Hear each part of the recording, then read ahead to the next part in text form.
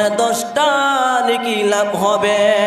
মুসলমান ভাইরা আমার বন্ধুরা, সামনে রমজান মাস আছে মুসলমান ভাইরা। ওই রমজান মাসে যে ব্যক্তি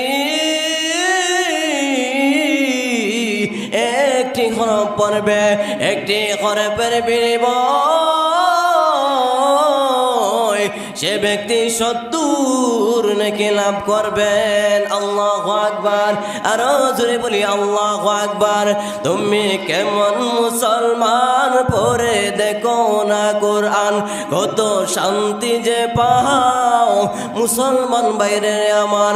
ওই কোরআন শরীফকে তুমি আজকে লাঞ্ছিত করতে আসো, ওই কোরআন শরীফ তোমার